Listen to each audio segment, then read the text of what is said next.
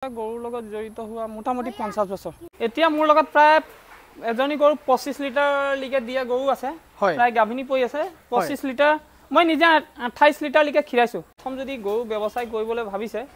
গৰুটো ললে তাৰ লগত চিঞৰি পোৱালিও ল'ব পৰাপক্ষত বিচাৰিব আপুনি অলপ কষ্ট হ'ব কিন্তু চিঞৰি পোৱালি লগত ল'ব আচ্ছা তেতিয়া মানে আপোনাৰ কি হ'ব এবছৰ দুবছৰ ধৰিলো আপুনি লাগিলে গৰুটো হয় এই লগত এটা চিঞৰিটো উঠি আহিব সেইজনীও আপোনাক এটা মানে এটা ভাল এটা পুঁজি এটা খাৰাপ হৈ যায় আপোনাৰ নমস্কাৰ বন্ধুসকল মই সুদীপ্ত বৰা আশা কৰিছোঁ আপোনালোক সকলো ভালে আছে আৰু আজি আপোনাক খুব ধুনীয়া এখন গৰু ফাৰ্ম দেখাবৰ কাৰণে আহিছোঁ আৰু বৰ্তমান মই উপস্থিত আছোঁ আমাৰ যি গোলাঘাটৰ যি শালমৰা বাইপাছ আছে শালমৰা বাইপাছৰ ওচৰতে মই এখন খুব এজন দাদাৰ যি 50 বছৰৰ পৰা 50 বছৰ আগৰ পৰা গৰুৰ লগত জড়িত হৈ আছে গতিকে সেই তেখেতৰ লগত মই আজি আহিছোঁ তেখেতক চিনাকি কৰাই দিব আহিছোঁ গৰুৰ বিষয়ে কিছু কথা পাতিম বুলি আহিছোঁ তেখেতৰ অভিজ্ঞতাৰ ওপৰৰ পৰা যথেষ্টখিনি কষ্ট কৰি পেলাই আমি এটা ভিডিঅ' বনোৱা যায় গতিকে ভিডিঅ'টো আপোনালোকে শ্বেয়াৰ কৰি দিব বুলি মই আশা কৰিলোঁ মই দাদাক আপোনালোকক চিনাকি কৰাই দিব বিচাৰিছোঁ দাদা নমস্কাৰ নমস্কাৰ প্ৰথমতে আপোনাৰ চিনাকিটো জানিব চেষ্টা কৰিম মোৰ নাম যমুনা যাদৱ হয় দেউতাৰ নাম শিৱ যাদৱ হয় মোৰ ঘৰ হালমৰা বাইপাছত হয় আমাৰ দেউতাই এই কাৰবাৰটো চলাইছিলে হয় মানে গৰু ফাৰ্মৰ লগত আপুনি আপোনাৰ দেউতাৰ দিনৰ পৰা জড়িত হৈ আছে দেউতাৰ দিনৰ পৰা তেওঁ কিমান দিন হ'ল আপোনাৰ গৰুৰ লগত জড়িত হৈ থকা বিশেষকৈ মোটামুটি 50 বছৰ 50 বছৰৰ পৰা ফাৰ্ম মানে গৰুৰ লগত জড়িত হৈ আছে আৰু আজি আপুনিও যেটো সৰুৰ পৰা গৰুৰ লগত জড়িত গৰুৰ লগত বৰ্তমান আপোনাৰ ফাৰ্মত কি প্ৰজাতিৰ গৰু আছে মোৰ ইয়াত মোটামুটি সব HF আছে আৰু কিছুমান জাৰ্চিও আছে হয় কিন্তু প্ৰায় ভাগ HF আছে বৰ্তমান আপোনাৰ ফাৰ্মত গৰু কিমান আছে গোহালিত মোটামুটি সৰু ডাঙৰ মিলাই 30 জনী মান আছে গৰু দৈনিক আপোনাৰ গাখীৰ কিমান উৎপাদন হৈ আছে মোৰ বৰ্তমান এতিয়া গাখীৰ কম আছে তেতিয়াও মোটামুটি এপ্ৰক্স 150 লিটাৰ এতিয়া বৰ্তমান এদিনত হয় আৰু এই যে গাখীৰটো বিশেষকৈ কেনে ধৰণে মাৰ্কেটত বিক্ৰী কৰি আছে আমি বৰ্তমান এই ঘৰৰ পৰাও দিয়া হয় বা টাউনত ঘৰে ঘৰেও দিয়া হয় আৰু হোটেলতো দিয়া হয় হয় হোটেলৰ অংকত আমাৰ বেছিভাগ যায় গাখীৰটো হয় চানা হিচাপত দিয়া হয় হয় কিমান টকা মানে পাৰ লিটাৰত বিক্ৰী কৰি আছে লিটাৰ আমি 60 টকা হিচাপতে বিক্ৰী আছে আৰু দৈ আপোনাৰ মোটামুটি 100 টকা 110 টকা পনীৰ তৈয়াৰ কৰা হয় আকৌ এই ক্ৰীম দিয়া হয় খাদ্য হিচাপে আপুনি কি ব্যৱহাৰ কৰি আছে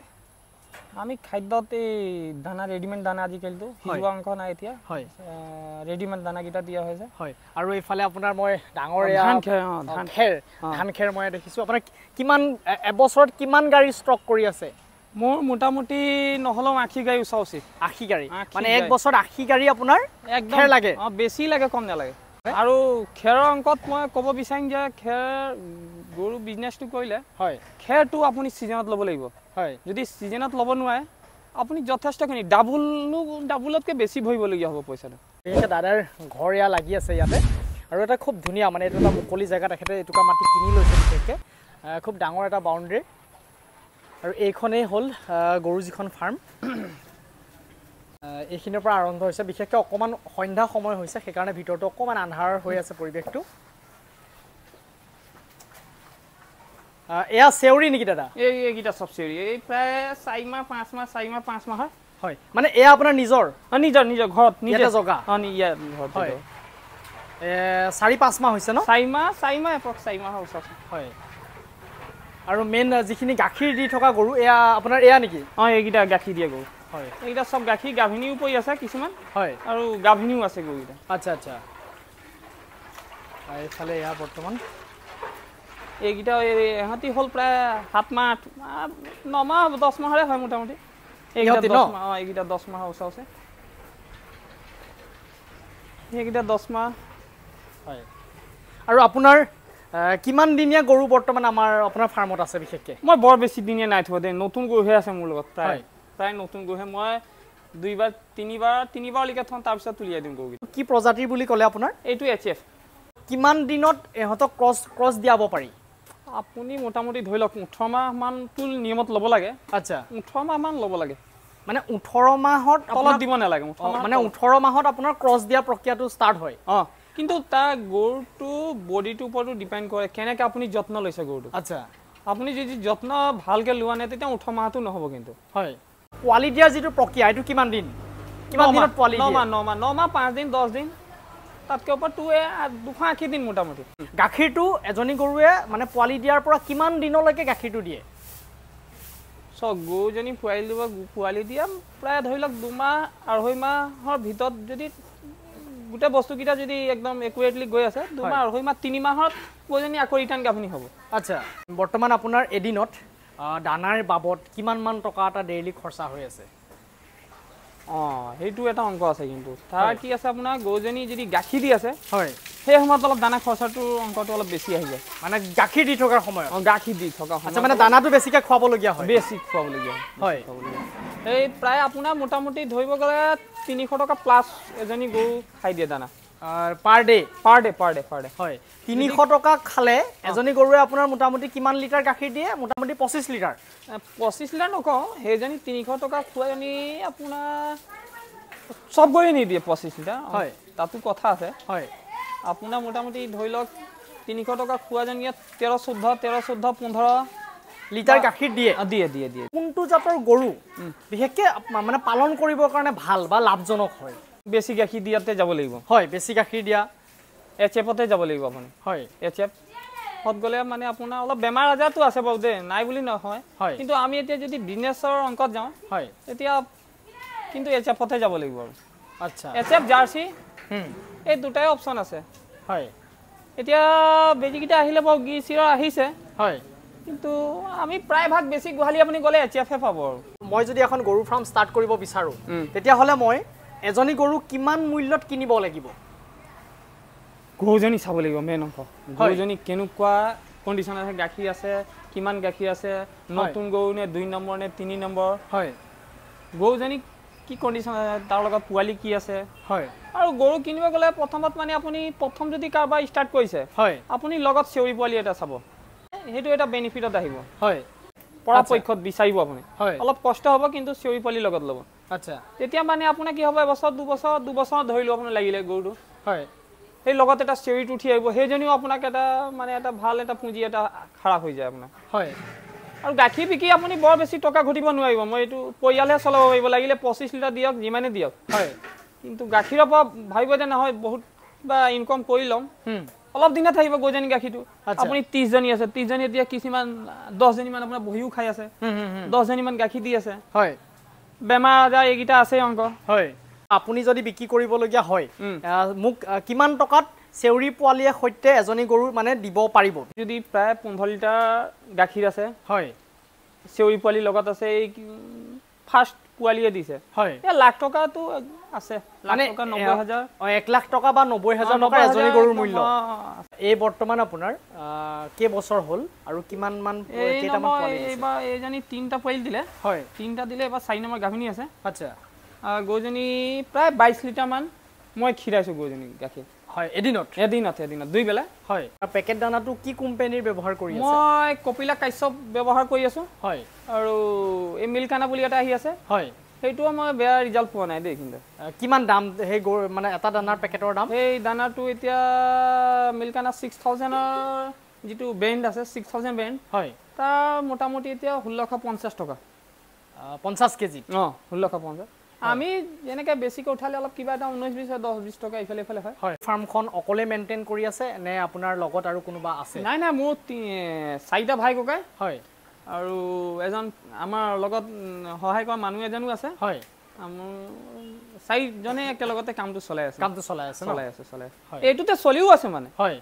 চলাই নহয়, ঘৰৰ পৰিয়াল গোটেইখিনিও হেণ্ডেলো কৰি আছো। হয়, মানে অকল গৰু ফাৰ্মৰ পৰা? অকণমান বাহিৰত যাওঁ, বিশেষকৈ ভিতৰত অকণমান আন্ধাৰ হৈ আছে যিহেতু।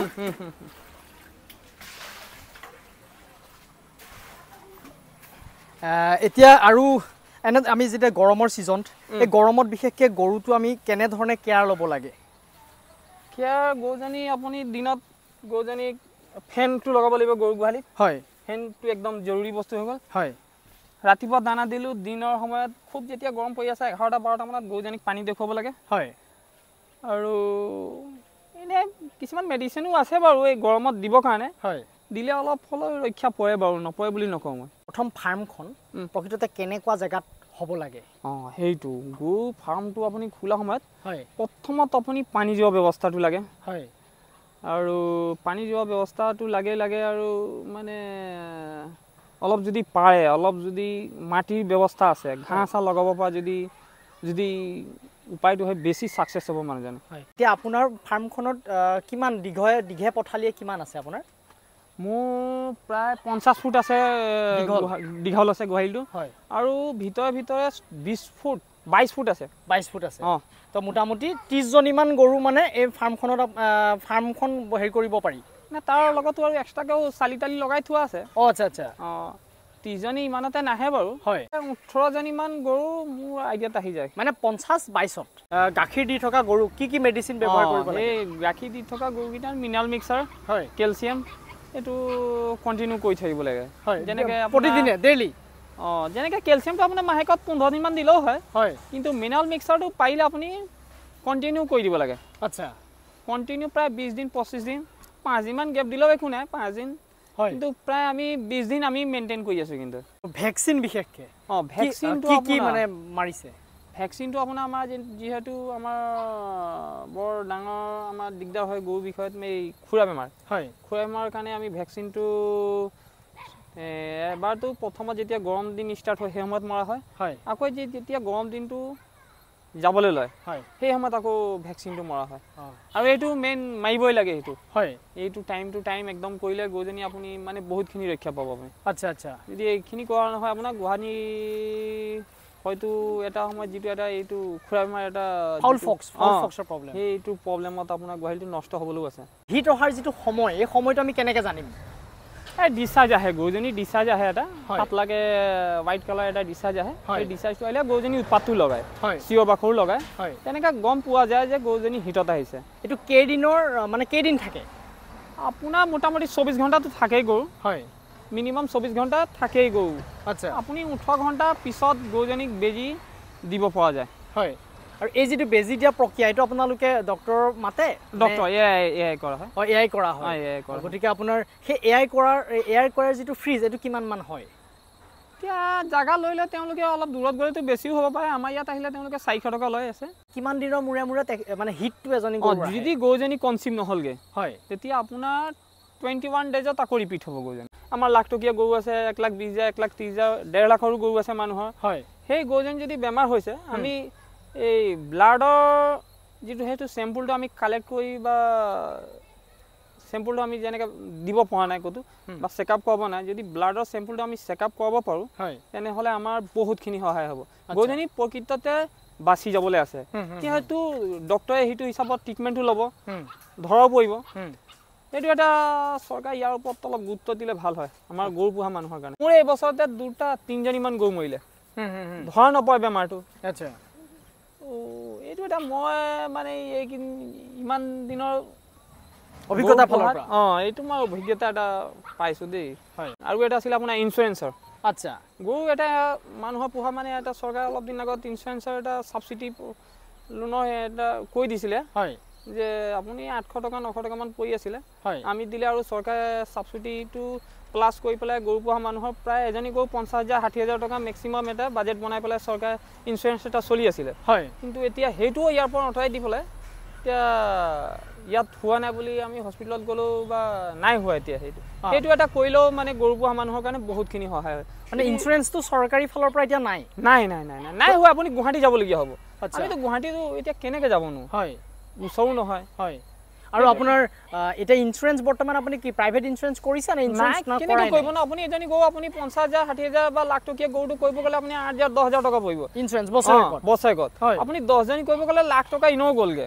আমি ভাবি থাকো লাখ টকা যদি এইফালে ভৰালো এজনী মৰিলে বছৰেকত আৰু নমৰিলেও ইনো লাখ টকা গৈ আছে এজনী মৰিলেও মৰিব বুলি আমি সেই ধৰণে আৰু এই দুটা এটা খুব ডাঙৰ সমস্যা হৈ আছে আমাৰ গৰু পালকৰ ঠিক ইনস্যুৰেন্স আৰু আমাৰ ব্লাড ৰিপৰ্টটো